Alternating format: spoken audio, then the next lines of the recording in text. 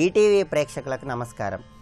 Triple-X detergent soap శుభమస్తు కార్యక్రమంలో పావన కార్తీకం అనే శీర్షికకి స్వాగతం. ఈ శీర్షికన కార్తీక శుద్ధ త్రయోదశి తిథి నాడు ఎటువంటి విధి విధానాలను పాటించాలో, తద్వారా ఎలాంటి ప్రయోజనాలను సిద్ధింపజేసుకోవచ్చో పరిశీలిద్దాం. ఈరోజు కార్తీక శుద్ధ త్రయోదశి సందర్భంగా సాలగ్రామాన్ని పూజించటం ద్వారా, ప్రత్యేకమైన విధి విధానాలతో సాలగ్రామాన్ని దానం చేయటం ద్వారా విశేషమైన శుభ ఫలితాలను పొందటానికి, గ్రహదోషాలను తొలగింపజేసుకోవటానికి, శ్రీ మహావిష్ణువు యొక్క అనుగ్రహాన్ని సులభంగా పొందటానికి ఆస్కారం ఎంతగానో ఉంది. ఈరోజు మీ గృహంలో తూర్పు దిక్కులో ఒక రాగి పళ్ళాన్ని ఉంచి, ఆ రాగి పళ్ళెంలో ఒక సాలగ్రామాన్ని ఉంచి, సాలగ్రామం దగ్గర దీపారాధన చేయాలి. ఓం నమో నారాయణాయ అనే మంత్రాన్ని జపిస్తూ సాలగ్రామానికి పంచామృతాలతో శుద్ధోదకంతో అభిషేకం చేయాలి. సాలగ్రామానికి అభిషేకం చేసిన ఆ తీర్థాన్ని ఈరోజు స్వీకరించినట్లయితే ఉత్తమమైన ఫలితాలు కలుగుతాయి. సాలగ్రామానికి అభిషేకం చేసిన తర్వాత గంధము, కుంకుమతో చక్కగా సాలగ్రామాన్ని అలంకరించి, రకరకాల పుష్పాలతో, అక్షింతలతో సాలగ్రామాన్ని పూజిస్తూ ఓం నారాయణాయ విద్మహే వాసుదేవాయ ధీమహి తన్నో విష్ణు ప్రచోదయాత్ అనే మంత్రాన్ని చదువుకోవాలి.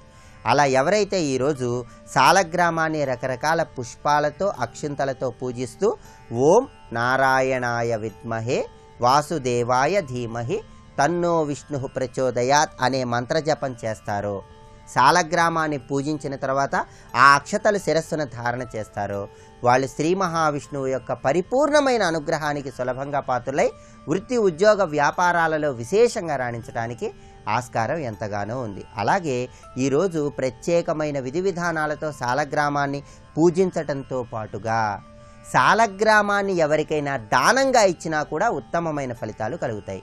ఈరోజు ఒక తులసి చెట్టును, సాలగ్రామాన్ని, ఈ రెండింటిని కలిపి ఎవరికైనా దానంగా ఇచ్చినట్లయితే కార్తీక శుద్ధ త్రయోదశి తిథి నాడు విశేషమైన శుభ ఫలితాలను పొంది సకల దోషాలను తొలగింపజేసుకొని వృత్తి, ఉద్యోగ, వ్యాపారాల్లో విశేషంగా రాణించవచ్చు.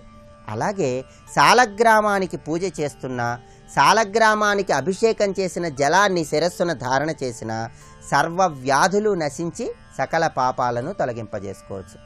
అలాగే ఈరోజు కార్తీక శుద్ధ త్రయోదశి సందర్భంగా సాలగ్రామం మీద ఒక స్వస్తి గుర్తు వేసిన, లేదా శుద్ధమైనటువంటి మట్టితో కానీ, రకరకాల రంగులతో కానీ కేశవ అనే నామాన్ని సాలగ్రామం మీద వ్రాసిన అత్యుత్తమమైన శుభ ఫలితాలను పొందవచ్చని శాస్త్రాలలో వర్ణించడం జరిగింది. సాలగ్రామానికి పూజ చేయలేని వాళ్ళెవరైనా సరే సాలగ్రామానికి ఒక స్వస్తి గుర్తు ఈరోజు వేయండి, లేదా మట్టితో కేశవ అని సాలగ్రామం మీద రాయండి. ఇలా చేయటం ద్వారా కూడా శ్రీ మహావిష్ణువు యొక్క అనుగ్రహాన్ని చాలా సులభంగా పొందవచ్చు. తెలుపు రంగులో ఉన్న సాలగ్రామాన్ని పూజించినట్లయితే సర్వ పాపాలు నశించబడతాయి.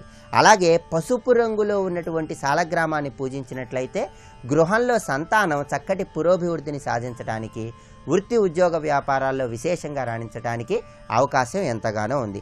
నీలం రంగులో ఉన్నటువంటి సాలగ్రామాన్ని ఈరోజు పూజించినట్లయితే సర్వ సంపదలు పొంది ఆర్థిక వృద్ధిని పెంపొందింపజేసుకొని రుణ బాధల నుంచి చాలా సులభంగా బయటపడవచ్చు.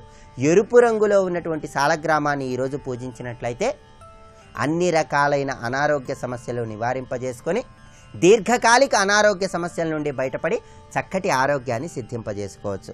అలాగే సాలగ్రామానికి పూజ చేసేటప్పుడు సాలగ్రామాలు ఎంత చిన్నవిగా ఉంటే అంత ఉత్తమమైనటువంటి ఫలితాలను కలిగిస్తాయి. సాలగ్రామం పగిలిపోయినా, పైన పెచ్చు ఊడిపోయినా పూజార్హతను కలిగి ఉంటుంది అని శాస్త్రాలలో వర్ణించడం జరిగింది.